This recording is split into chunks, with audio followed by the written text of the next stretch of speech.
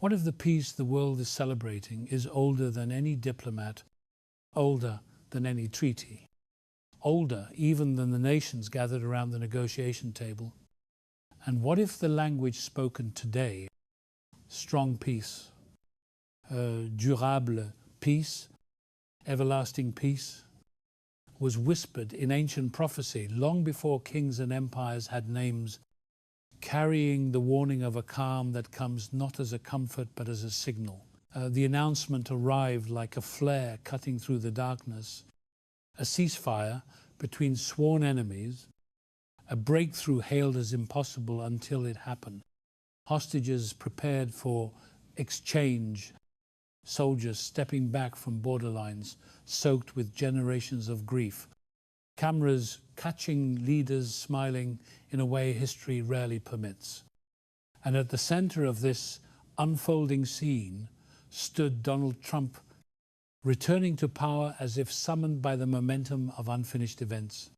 Around him, Egypt opened its corridors of negotiation. Qatar carried messages between hands that did not trust each other. Saudi Arabia added its quiet guarantees. Jordan watched from ancient ground.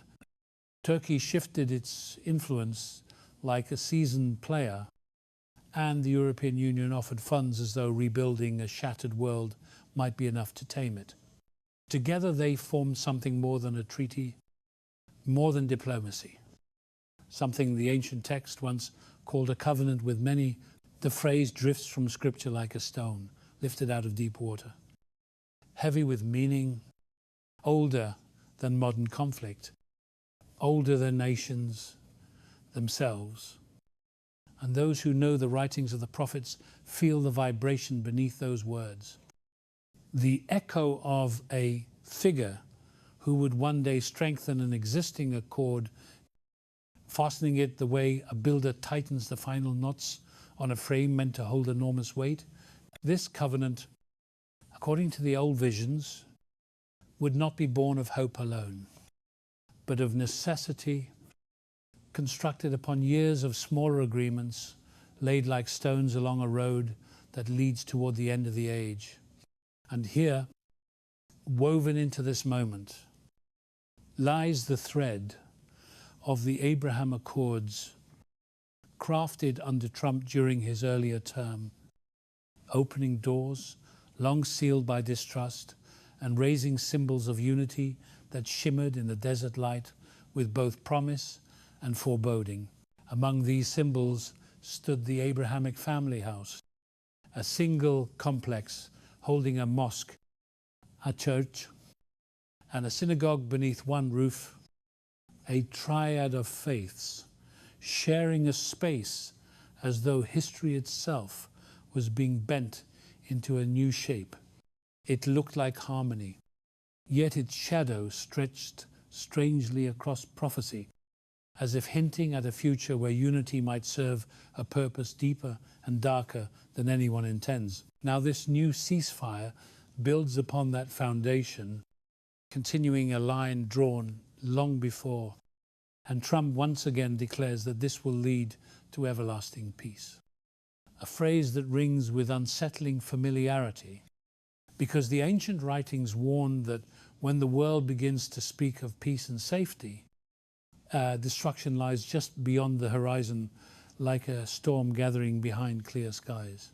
Imagine the region from above, its wounds still visible beneath the temporary calm, leaders clasping hands for the cameras, agreements signed with deliberate motions, promises spoken with the confidence of those who believe history can be commanded, yet beneath the applause pulses an older rhythm, a hum rising from the ground itself, the sense that something long sleeping has begun to stir.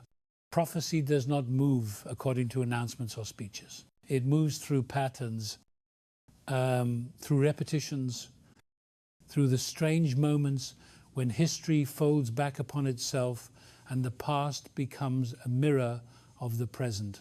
And in this gathering of nations, in this tightening of accords, in the reappearance of a leader whose presence shapes global tides, the pattern becomes visible. No proclamation is needed. The air knows it, the soil knows it, the ancient pages know it. A covenant with many has been formed, and in its shadow something waits. Something written long before these nations had borders. Long before these leaders had names. This is the threshold of the deeper story, the first step into the terrain where prophecy and politics intertwine, and the listener must follow the path beyond headlines and celebration into the realm where the meaning of peace is not what it seems.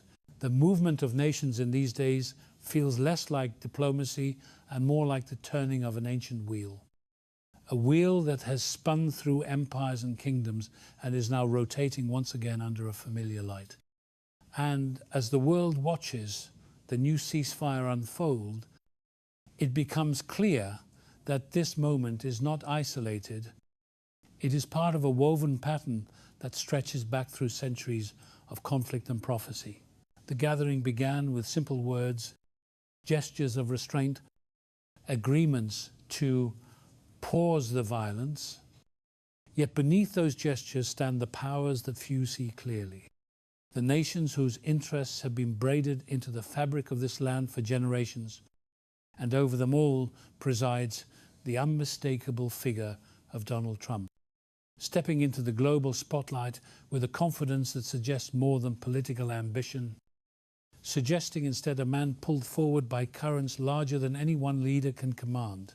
Around him, the architecture of the agreement expands like an unfolding scroll, with Egypt carrying messages through corridors carved by decades of negotiations, Qatar stabilizing the delicate threads between factions that barely speak, Saudi Arabia watching with quiet determination as it weighs its own long-term strategy, Turkey adjusting its influence in a region that has always been its stage, Jordan holding its position upon land that carries the memory of prophets, and the European Union offering the financial weight that often dictates the direction of the future.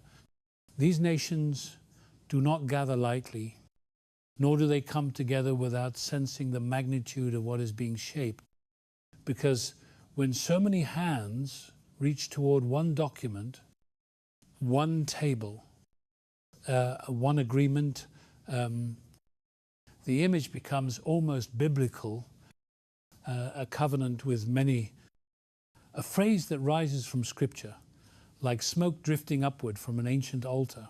The old prophets spoke of a moment when an existing accord would be strengthened, not created, not invented from ambition, but reinforced as if a once fragile structure was suddenly given pillars of stone.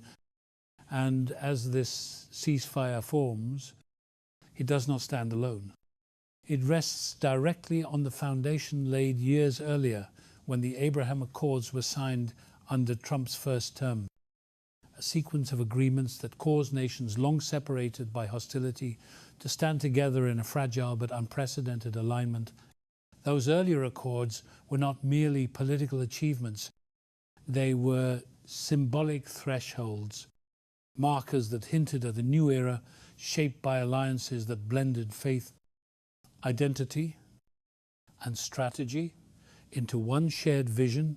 The Abrahamic family house rose from the desert as a visible emblem of this shift, a building where a mosque, a church, and a synagogue coexist side by side, a structure that looks peaceful but carries within it the resonance of prophetic imagery, the kind that speaks not just of unity, but of a convergence that stirs both hope and unease. And now, as Trump speaks once again of everlasting peace, the ancient words come alive with eerie clarity. For Scripture warns of a calm spoken too loudly, a tranquility declared before its time, a peace pronounced with such confidence that it blinds the world to the storm gathering behind it. From the outside, The ceasefire appears as the triumph of diplomacy, but something deeper churns beneath the surface, something that suggests history is circling back upon itself, drawing the present generation into the same cosmic rhythm witnessed by those who lived through the rise and fall of ancient kingdoms. Every step taken by these nations echoes the footsteps of their predecessors, as if they are walking paths already marked in the dust of older empires. And when Trump enters the scene with the authority to bind these factions together, the pattern sharpens further, for the ancient writings describe a leader who would strengthen a covenant, who would stand at the center of a gathering of many, whose actions would ripple across nations like waves striking the shore. The agreement reached in these days does not exist in isolation. It is tethered to the Abraham Accords, which were themselves tethered to older negotiations, stretching back to the days when the region first became the focus of global attention. And as each stone is placed upon the next, the shape of the structure becomes clearer, a structure that resembles the outline of a prophetic vision rather than a diplomatic plan. Consider the setting: a region where every border carries scars, where every agreement carries the memory of its own collapse, where every attempt at peace is haunted by the ghosts of previous failures. And yet in this moment, leaders speak with confidence, as if they can bend history to their will through signatures and handshakes. But peace in this land has never been simple, never been stable, never been secured by human strength alone. And the idea that any man, even one as influential as Trump, can guarantee a future free from conflict seems to press against the grain of reality itself. Yet the world listens. And perhaps the world wants to believe, for after years of suffering, even the illusion of stability is a balm to weary nations. Still, prophecy whispers beneath the applause, whispering that when many nations gather around one accord, and when a single figure stands at the helm of that gathering, a deeper story is unfolding, a story written before time shaped the earth, and those who walk through it now must listen with discernment, must watch with eyes sharpened by ancient wisdom, for patterns do not lie, and history rarely repeats without purpose. As the dust settles over this new covenant with many, the world senses a shift, subtle but unmistakable, as though the stage of history is being rearranged for a drama far older than politics. A drama where men play roles they do not fully understand, and where peace can be both a gift and a warning. And in the midst of this shifting landscape stands the undeniable figure of Donald Trump, woven into the tapestry of events by a thread that glows with ancient significance, not because he is destined for greatness or condemnation, but because he stands at a crossing where prophecy and power meet, creating a moment the world cannot ignore. Long before the ceasefire was announced, long before the world gathered to witness the tightening of the new covenant, another foundation had already been set in place, a foundation not made of stone or soil, but of agreements crafted in rooms lit by ambition and hope. And at the center of those earlier days, once again stood Donald Trump, weaving a network of accords that would ripple outward through nations that had once stood separated by history, blood, and memory. The Abraham Accords, born in the heat of political tension, were more than documents. They were thresholds through which nations stepped hesitantly, discovering that a new alignment was possible if old hostilities could be set aside for a moment in time.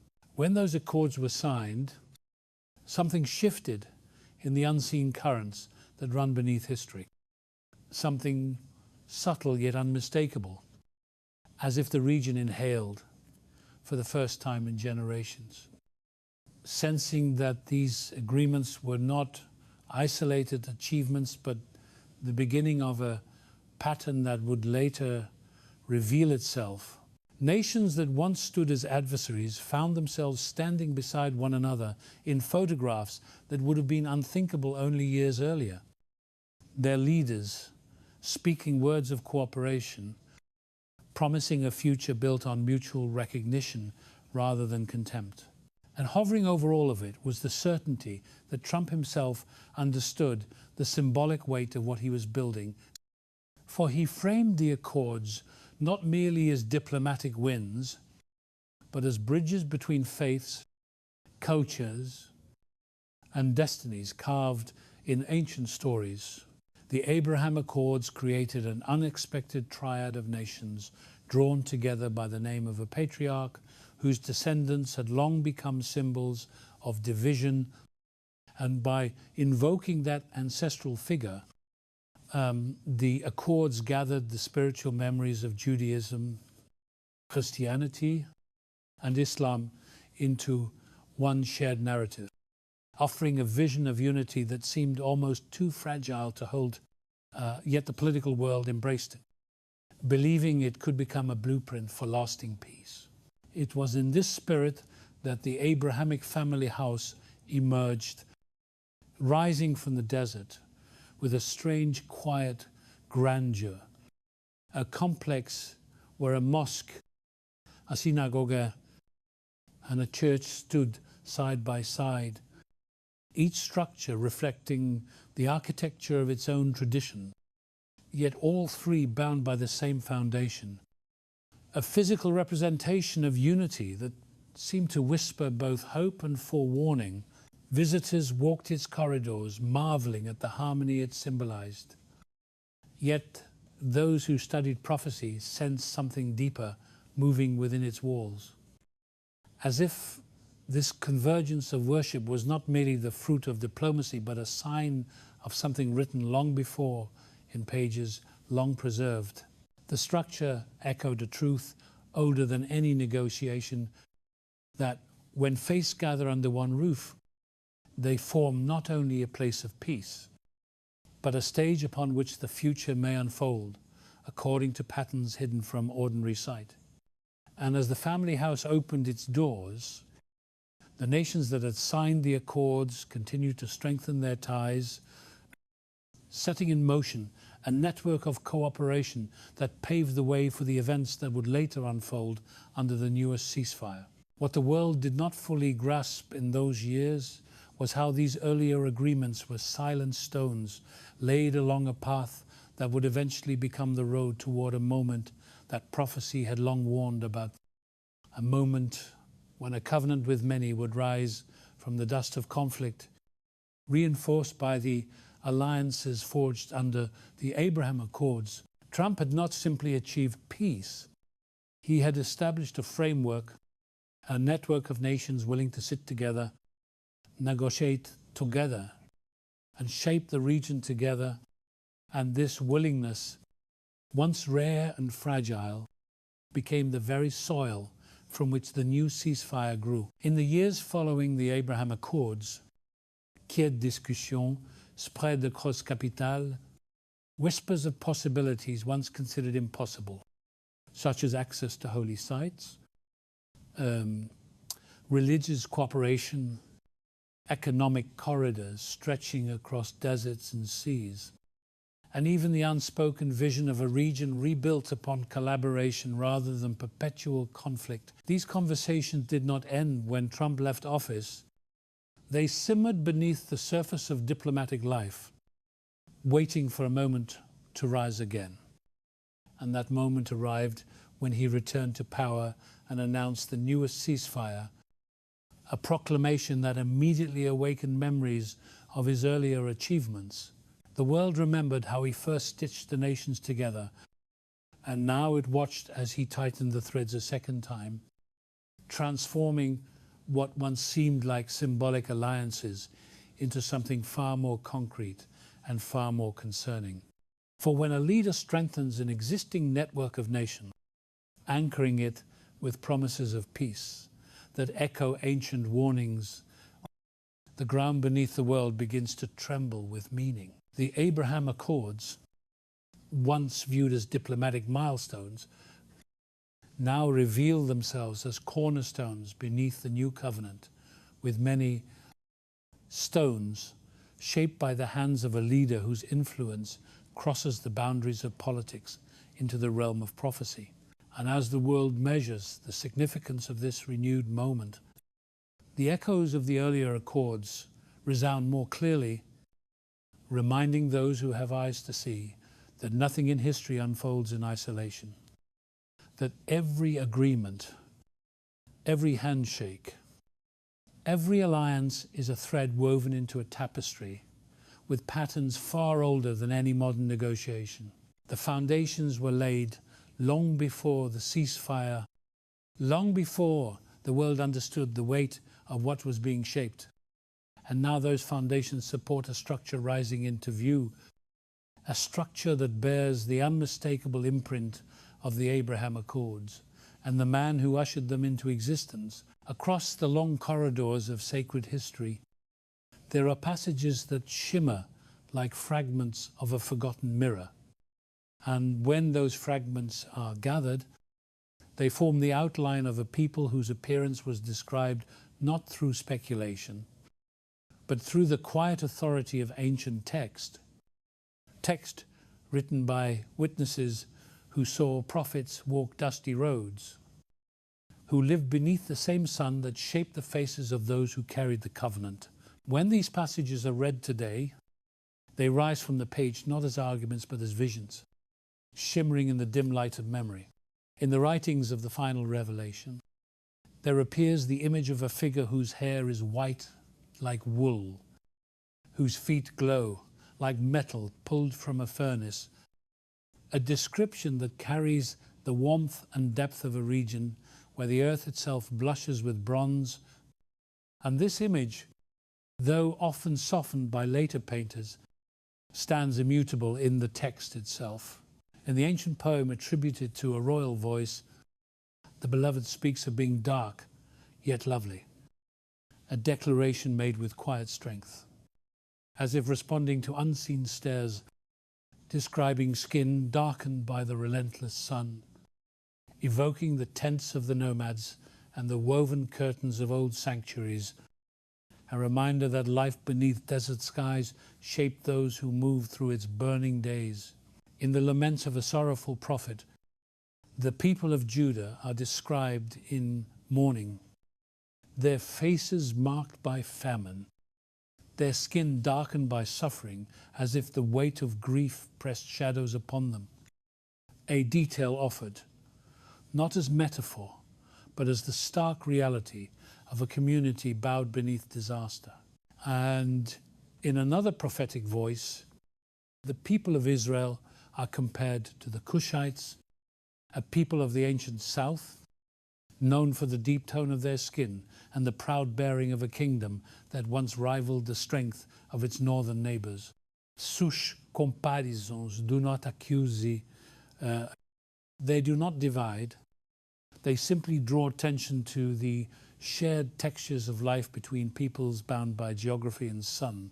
These descriptions, scattered like hidden jewels through Scripture, invite the listener to imagine faces shaped by the same dust that shaped Abraham, Isaac, and Jacob, faces bronzed by wandering days, hardened by exile, and softened by prayer beneath open skies through centuries. Such images were gradually painted over by the choices of artists who drew people in their own likeness, not out of malice, but out of the simple human habit of seeing the world through familiar features. And as the centuries passed, the faces of prophets, kings, and messiahs took on the complexion of the lands where their stories were retold, until the ancient mirror became clouded by the breath of many nations. Yet the original descriptions never vanished. They remained intact in the old writings, untouched by the hands of painters, waiting for the moment when someone would read them, not as poetry but as testimony. And when these fragments are illuminated together, they reveal the truth that the scriptures did not shy away from the earthiness of human appearance. They did not avoid describing the deep hues of skin shaped by generations beneath desert suns, nor did they hide the resemblance between Israel and the surrounding peoples of Africa and the Near East. To understand this is not to engage in division, but to recognize that the ancient world was filled with complexions shaped by climate, migration, and survival. And the people chosen to carry the covenant were not separate from that world. They were formed within it. When one imagines them, one must imagine the warmth of the earth beneath their feet, the coarse wool of tents brushing their hands, the long shadows of caravans moving under burning skies. It is in this setting that the ancient descriptions make sense, for they echo the reality of a people whose lives were inseparable from the land that nurtured them. And as the listener contemplates these descriptions, they feel the weight of how easily history can shift the appearance of its heroes, how easily time can repaint faces, how quickly memory can be reshaped by the brushstrokes of cultures that retell old stories in new lands. Yet beneath all those layers, the original reflections remain steady, calling the world to remember that Scripture was written in landscapes where the sun does not forgive pale skin, where the wind carries sand across the eyes, where the earth burns with a bronze glow that clings to the people who walk upon it.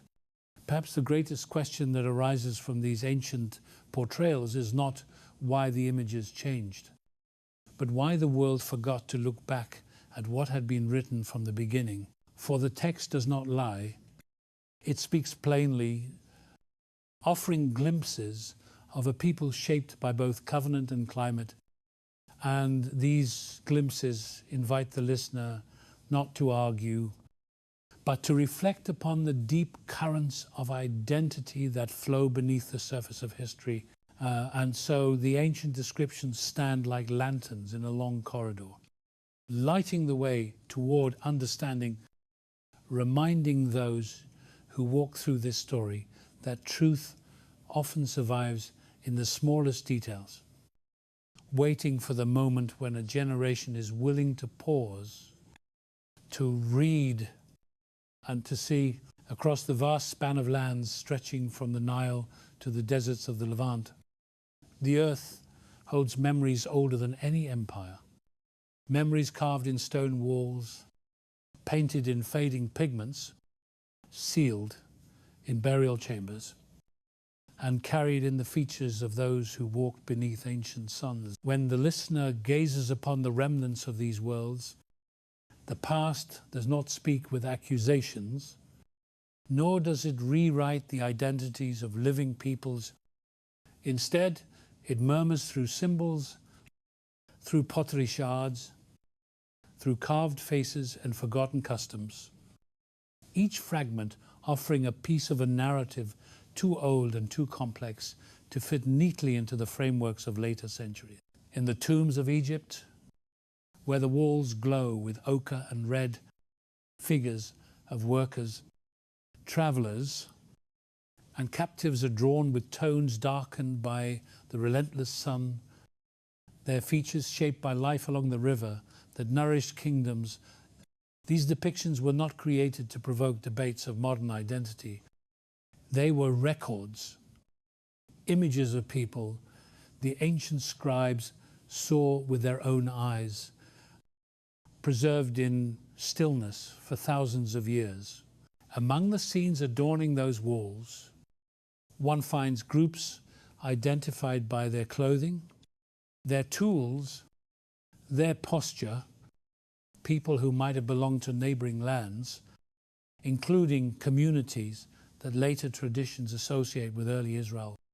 Communities depicted with hues resembling the earth itself, hues that mirror the sands and clay carried by storm winds across the valley. Such images do not impose conclusions. They simply remind the observer of the human diversity of the ancient Near East, a region that connected Africa and Asia through trade, war and migration. Over the centuries, travelers moved from one land to another, carrying with them languages, customs, rituals, and memories, shaping a mosaic of cultures whose boundaries were not fixed but fluid. And in this mosaic, the early families of Israel lived, farmed, prayed, wandered, and endured. Archaeologists who sift through these layers of time often find remains that reveal shared traits among populations of the region.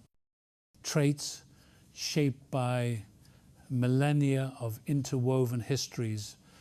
Bones tell stories without prejudice, offering glimpses into diets, migrations, and the physical stresses of labor beneath unyielding skies. Some remains found in territories linked to ancient Israel display characteristics consistent with the surrounding African and Near Eastern populations. A reminder that the ancient world rarely aligned with the neatly separated categories imagined in later eras. The same is true for cultural markers. For in regions of Africa, especially in pockets of the East and the South, there exist communities whose customs echo fragments of older traditions, customs preserved not as proofs of lineage, but as living memories of contact, trade, or ancient migrations. Among these communities are groups whose rituals resemble elements of older Israelite practice, such as dietary restraint, the reverence of sacred days, or the keeping of specific rites. Though the origins of these customs often weave together local histories with influences carried by merchants, travelers, and exiles in West Africa too, certain traditions bear faint resemblances to practices found in the ancient Near East. And whether these echoes arose from distant migrations or parallel developments shaped by similar environments, they invite contemplation rather than certainty. Historians describe such similarities as windows into the ways cultures intertwine, their edges blurring across centuries, creating patterns that hint at shared origins or long-forgotten contact. These resemblances do not demand definitive conclusions, yet they offer a reminder that identity is complex, ancient, and layered, woven from countless threads. And when one listens to oral histories held within families and tribes across Africa, one hears tales of ancestors who journeyed from lands far to the north or northeast, stories passed down by elders who saw themselves as inheritors of a lineage shaped by wandering. Whether these tales reflect literal migrations or symbolic memories of ancient ties, they reveal the deep yearning of human communities to understand their place within the great tapestry of history. The movement of peoples has always shaped civilizations, especially in regions where droughts, wars, and imperial expansions forced families to seek new homes. The destruction of cities, the collapse of kingdoms, and the scattering of populations across deserts and river valleys have repeatedly transformed the ethnic and cultural landscape of the ancient world. In such upheavals, communities carrying traces of earlier identities might have been absorbed into new lands, merging their customs with those of their hosts, leaving behind faint imprints that can still be seen today.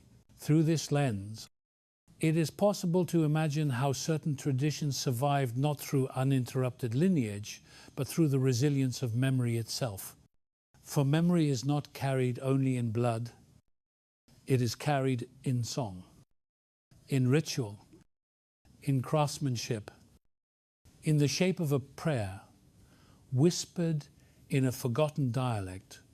The ancient world was a crossroads and At that crossroads, identities crossed as well, leaving behind clues that modern generations struggle to interpret. The listener who walks through this part of the story must do so with humility, for the past is not a puzzle to be solved with certainty, but a landscape to be observed with reverence. The traces that remain in Africa, in the Near East, and across the lands touched by early Israel do not proclaim ownership over any modern identity. They simply reveal the movement and blending of peoples throughout time, showing how cultures carry the shadows of those who came before them. And as one contemplates the evidence preserved in earth, bone, and story, one begins to understand that the heritage of ancient Israel, like the heritage of all ancient peoples, radiates outward across continents, carried by exiles, refugees, merchants, and wanderers, shaping communities far beyond the boundaries of any single map. These traces are not assertions. They are invitations to see history as a tapestry woven by countless hands. Each thread a reminder that the story of a people is never contained within narrow lines, but stretches across the world like the echo of an ancient song. A faint tremor seems to move beneath the memory of the ancient world, as if the earth itself recalls the footsteps of countless generations being carried from one kingdom to another. Each displacement leaving behind a shadow that lingers across the ages. It begins in the lush valley of the Nile, where shifting dynasties shape the fate of travelers, workers, prisoners, and wanderers who pass through its monumental gates, experiencing either shelter or burden under rulers who change with the turning of the river. When the power of Egypt eventually gave way to storms rising in the north, the Assyrian chariots swept through distant hills, their wheels grinding across cities, fortified by prayer and determination, scattering communities into lands where foreign mountains stood like sentinels above their new lives. Babylon followed with its towering walls and shimmering palaces, gathering exiles into its broad avenues where languages mixed like currents of a restless sea.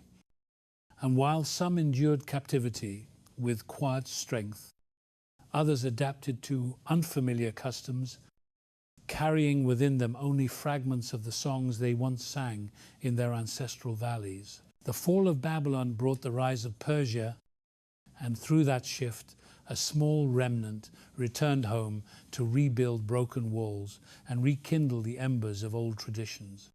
Yet many remained behind, anchored by new roots, grown deep in foreign soils.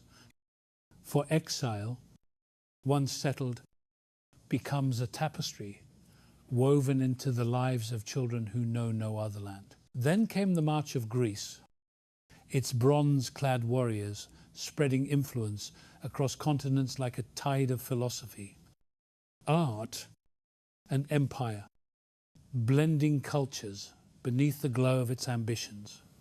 This blending softened boundaries that had once separated nations, creating new identities layered with complexity and shaped by encounters between distant peoples. When Rome rose with an iron grip, its roads stretched outward like veins of authority, uniting diverse territories under a single banner, yet also igniting revolts that shook sacred cities to their foundations.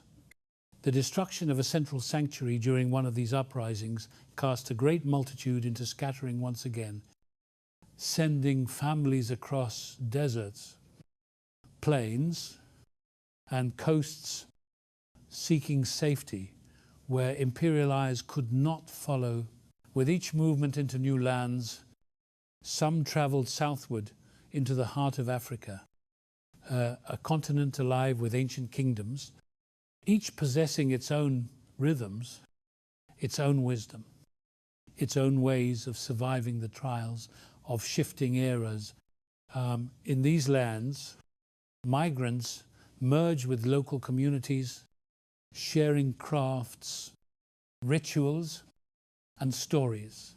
Over generations, new identities formed, shaped not by a single origin, but by the complex blending of many lineages, as happens wherever migrations flow across centuries. The kingdoms they entered flourished with trade, scholarship, and artistry.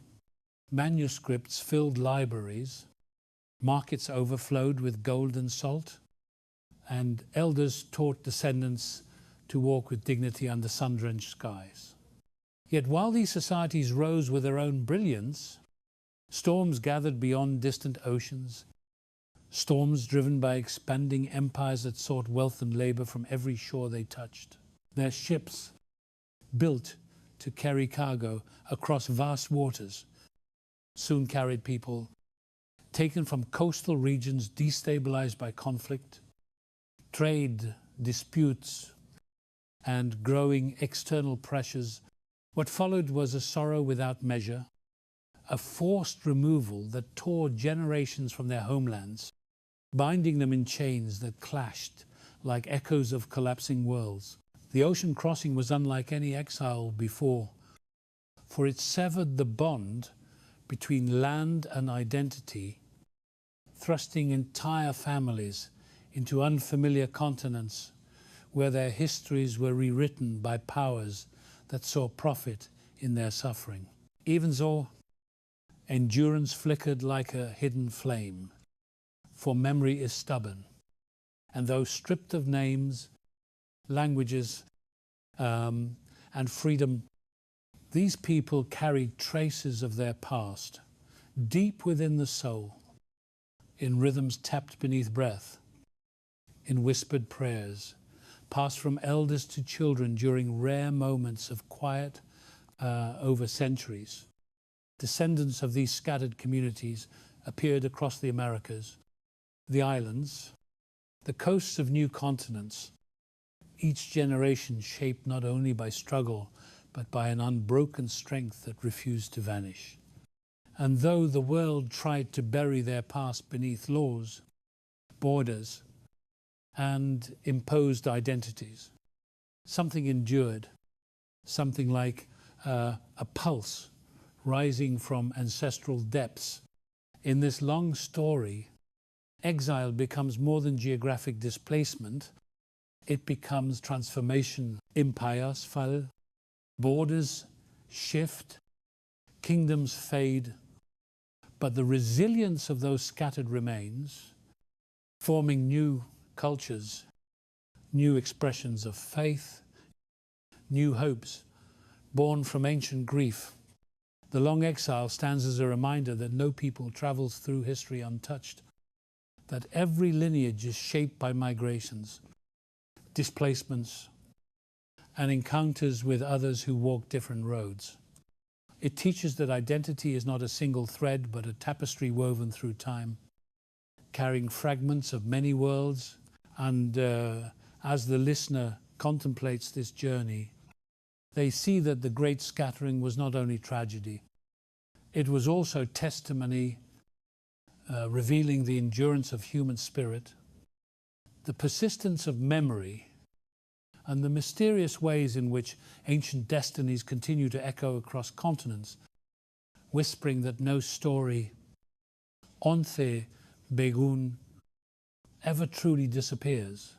A low hum rises in the chambers of forgotten ages, a vibration that seems to travel through the marrow of history itself, calling the listener to recognize patterns that have echoed across generations like a distant melody, returning once more to the threshold of the present. In every era, when nations rose and collapsed in dust, there were always voices that spoke of cycles, of promises buried yet not extinguished, of a purpose that endured even when temples fell and cities were swallowed by sand.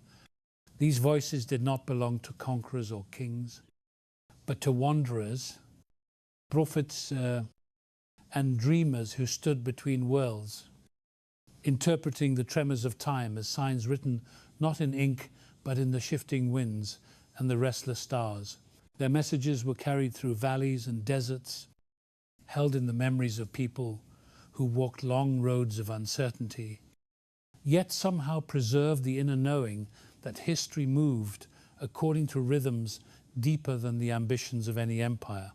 In distant sanctuaries where oil lamps flickered against ancient stone, scribes recorded visions of renewal, of a moment when scattered communities would rediscover the threads that once bound them to their origin, not through politics or lineage alone, but through a spiritual awakening powerful enough to reorient the destiny of entire generations. These prophecies were never meant to offer easy answers.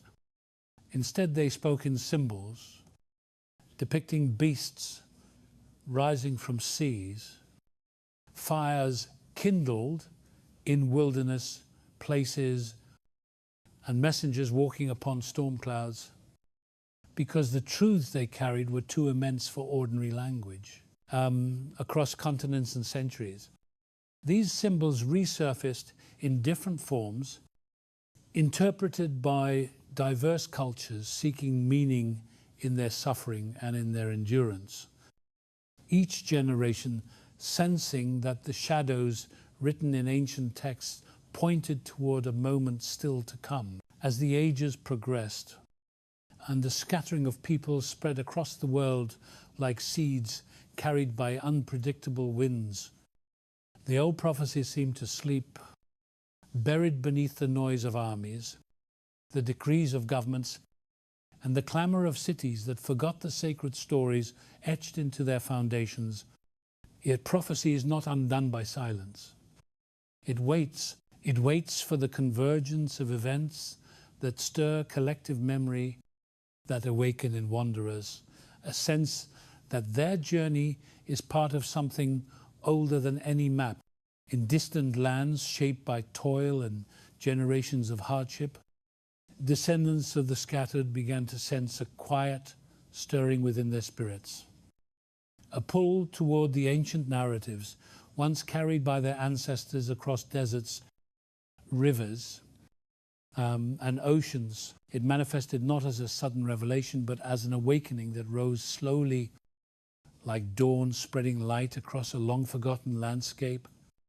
Among people who had endured loss, displacement, and centuries of imposed identities, there emerged an inner recognition, a remembrance that their story did not begin with suffering, but with purpose, with covenant, with a calling spoken long before the chains of exile bound their fate. This awakening did not claim superiority or dominance, nor did it seek to rewrite the histories of any other nation. It simply whispered the truth that a people shaped by sorrow could still carry a divine spark that no empire had succeeded in extinguishing. It reminded them that the arc of history bends not toward the powerful, but toward the faithful, and that strength is often born from the very wounds meant to break them. As this awakening spread quietly from heart to heart, it began to shape new forms of resilience. Families passed down fragments of ancient teachings. Elders reclaimed stories once nearly lost. Songs resurfaced that carried echoes of distant homelands. And communities rebuilt their dignity not through defiance alone, but through remembrance. This remembrance moved like a hidden river beneath the surface of everyday life, guiding them toward a deeper understanding of who they were in the eyes of the eternal. In this movement, the old prophecies began to breathe again, their symbols illuminating the present with a clarity that felt both familiar and unsettling. People realized that their exile, as long and painful as it had been, had forged in them a strength that kingdoms and conquerors could never possess. It had made them witnesses of the world's shifting powers, survivors of storms that toppled empires, carriers of traditions that persisted even when history tried to silence them. And now, as nations speak of peace, treaties, and alliances in tones that echo ancient patterns, The awakened hear something deeper beneath the political noise, something that resembles the rising of a long-promised season. They sense that the world is entering a moment foretold across millennia, a moment when the scattered begin to gather, not by force, not by conquest, but by the pull of identity rediscovered, by the realization that their story has always been intertwined with the great movements of creation. In the midst of this unfolding, the listener is invited to step into the awareness that history is not merely a record of past events, but a living river carrying the present toward a destiny shaped by ancient words. This destiny calls not for fear, but for vigilance, not for division, but for discernment, not for pride, but for humility. For every awakening carries responsibility. Those who rise from exile must carry the wisdom earned through suffering, the compassion learned through endurance, and the clarity shaped by generations of silence. And as the hum of prophecy grows stronger, as events align with patterns spoken long ago, the world begins to feel the weight of a truth returning. A truth that once awakened in a people cannot be undone. Their story is rising. Their memory is stirring. The veil is lifting, and the age of recognition is near. A quiet murmur began to ascend from the corners of distant land, a sound that seemed to travel through generations like a forgotten hymn, returning to those whose spirits had long carried the weight of questions left unanswered. It did not arrive with thunder or the clamor of armies, but with the subtle force of memory awakening, stirring hearts that had endured centuries of silence, hardship, and wandering across villages, cities, coasts, and crowded streets. People who shared no common homeland began to feel the same inward pull, as if an unseen hand were turning the pages of their lives back to ancient chapters written long before any empire claimed dominion over them. This awakening did not shout. It beckoned, inviting them to reconsider stories told about their origins, to look beyond the boundaries imposed by conquerors, colonizers, and historians who had shaped narratives according to the needs of their time. It urged them to recall the faint echo of a lineage older than pain, older than chains, older than the scattering that had carried their ancestors into the labyrinth of exile. As this inner stirring grew stronger, families began to recognize traces of forgotten customs woven through their daily lives. Small gestures preserved across centuries, the way certain elders prayed at dusk, the way names carried rhythms that resembled languages no longer spoken, and the way songs rose from gatherings with melodies that seemed to belong to another land entirely. These remnants, fragile yet enduring, acted like embers buried beneath ash, igniting once touched by breath and remembrance. In communities shaped by suffering, these embers glowed with a promise that identity is not erased by oppression, but tempered by it, shaped like iron in a furnace, made resilient by the tests of time. People who had been taught to believe their story began with captivity, slowly realized their story began with covenant, with purpose, with a calling spoken long before ships or chains altered the course of their destiny. And as word of this awakening spread, scholars, thinkers, and seekers from various regions began to explore history with renewed vision, not to divide, but to understand how migrations, exiles, and cultural blending had shaped the world. Their search led them not toward a single bloodline, but toward a shared spiritual truth. one that transcended physical heritage and anchored itself in the resilience of a people who had endured unspeakable trials, yet preserved their dignity across continents. This awakening was not limited to any one place. It rose in the Americas, in the islands, in the deserts, in the mountains. Wherever the descendants of scattered communities lived and dreamed, it manifested as a longing to know who they were beyond the labels imposed by society, beyond the names forced upon their ancestors, beyond the histories rewritten through conquest. In this search, many turned to ancient texts, discovering in them not only prophecy but mirrors that reflected their endurance, their sorrow, and their unbroken faith. They read of wanderers who crossed deserts, of exiles who sang by rivers in foreign lands, of families who clung to ritual and memory even when their homeland lay in ruins.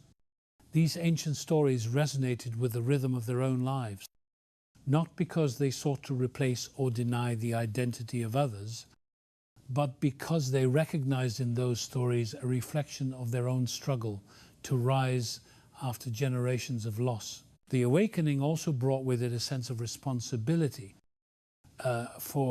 To reclaim identity is not merely to remember, but to transform. It called upon communities to walk with wisdom, to avoid the snare of pride or division, to understand that suffering can either breed bitterness or give birth to compassion. The people who felt this stirring realized that their resilience was not meant to set them above others, but to teach them how to carry the weight of history without letting it harden their hearts. They understood that awakening requires humility, for truth revealed can heal or harm depending on the spirit that receives it. As the murmur grew, it began to shape movements of restoration, gatherings where people studied ancient languages, revived forgotten songs, and reclaimed practices that connected them to their ancestral longing. These gatherings were not marked by spectacle, but by sincerity, by the deep resonance of hearts, remembering what the world had tried to make them forget through them. A new generation began to understand that identity is not merely inherited through blood, but through calling, through faith, through the determination to rise from the ruins of history and stand with dignity. As the whispers of awakening spread across borders, something profound began to take shape. It was as if the scattered pieces of a long broken vessel were slowly drawing toward one another, guided not by human ambition, but by the unseen current of destiny. People sensed that their story was shifting, that the age of forgetting was ending, that the veil which had covered their heritage for centuries was beginning to lift. In this rising awareness, they found not superiority but purpose, not dominance but remembrance, not conquest but restoration. And the world, sensing the tremor of something ancient stirring in the hearts of millions, began to watch with curiosity and unease. For whenever a forgotten people awakens, history itself tilts toward a new horizon. With each passing day, the murmurs grew stronger, the embers glowed brighter, and the scattered descendants of long exiled communities began to recognize that their awakening was not an accident, but a summons calling them to step into the story they were always meant to reclaim. For the age of remembrance had come, and with it, the rising whisper of identity, long concealed, yet never destroyed.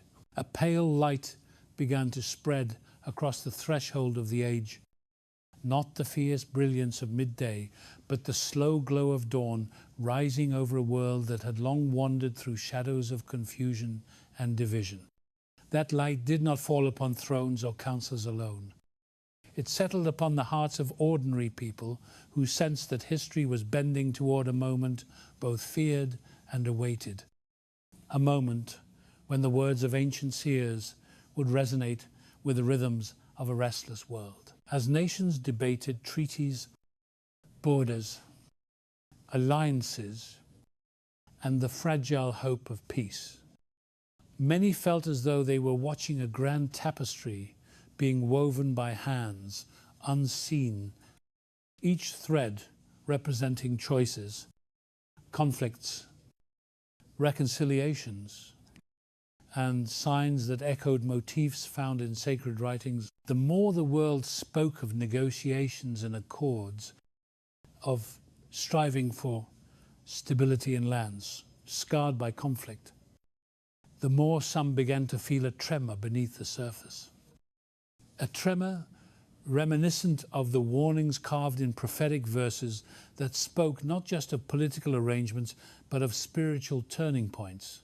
Yet this sense of anticipation was not tied to any single leader or event, for prophecy does not hinge on individuals. It moves through epochs, shaping the collective heartbeat of humanity as it approaches moments when destiny gathers its scattered fragments. In this shifting landscape, the figure of a leader could become a symbol, not of divine certainty, but of the way human hopes and fears often converge upon those who step onto global stages. People watched as treaties were discussed, as promises of peace stirred both relief and suspicion, for peace offered too easily often carried questions older than the nations discussing it. Ancient verses spoke of accords made among many, of agreements forged with the weight of generations pressing upon them, and though no one dared claim exact fulfillment, the similarity of patterns stirred contemplation in the hearts of those attuned to the language of signs. Across the world, scholars, believers, skeptics, and wanderers alike began revisiting sacred texts, not seeking dates or predictions, but trying to understand how the rhythm of prophecy moves through the rise and fall of nations. They discovered that the heart of prophecy is not found in pointing fingers or naming adversaries, but in recognizing that every era approaches a threshold where humanity must choose between spiritual awakening and spiritual blindness. In this light, the discussions of peace carried a symbolic gravity, for peace has always stood at the center of ancient warnings. When nations proclaim peace with great certainty, prophets urge vigilance, for true peace is not brokered in conference halls, but in the transformation of hearts. Thus, the listeners who traced these patterns understood that the world had entered a delicate season, a season where alliances might shift like desert sands, where hopes could be lifted or broken by the fragile threads of diplomacy. Some saw in these movements the echo of old visions that spoke of a time when humanity would seek stability with great desperation, not realizing that the roots of conflict lay deeper than any treaty could reach. Others felt that the turning of the age was less about political events and more about the awakening rising among the scattered, a spiritual revival that signaled the approach of a new chapter for those who had carried the weight of exile across centuries. The prophets of old often warned that the moment of greatest calm could precede upheaval, not as punishment but as revelation. For only in moments of silence does truth rise to the surface. And now, as the world held its breath between negotiations and uncertainty, that silence felt near, like the pause before a storm, like the inhale before a proclamation. Yet this tension did not lead to despair for those who had awakened. Instead, it deepened their resolve, reminding them that prophecy is not meant to terrify but to prepare, not to divide but to illuminate the path for those who walk in humility. The awakening communities saw the movements of nations as reflections of a greater spiritual struggle, a struggle between clarity and confusion, between remembrance and forgetfulness, between covenant and abandonment. They understood that their identity, long concealed by history's shifting currents, was rising at the very moment the world sought answers in treaties and political figures. This convergence signaled that destiny was weaving a new pattern, one in which the scattered would find purpose, not in triumph over others, but in the restoration of their spirit. As this understanding spread, it inspired practices of reflection, prayer, fasting, study, and unity among those who felt the ancient summons calling them back to a higher path. They saw themselves not as spectators of political drama, but as participants in a spiritual renewal that would outlast any earthly kingdom. In the trembling hush of this moment, the prophecies of old felt less like warnings and more like invitations, urging humanity to awaken before the turning of the age reached its fullness, and the light that had begun to spread across the threshold continued to grow, revealing that the world was standing at a crossroads where identity, memory, and destiny intertwined.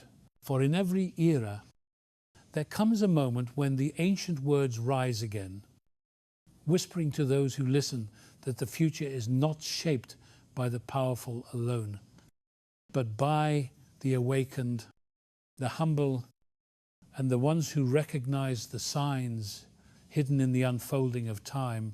A stillness settled over the world, as if creation itself paused to listen, waiting for the moment when the scattered, the weary, and the long forgotten would rise from the dust of their history and step toward the identity that had been calling them through centuries of silence. In that stillness, a voice seemed to move across the inner landscape of those who had awakened, not a voice of thunder or command, but a gentle summons that stirred the deepest layers of memory.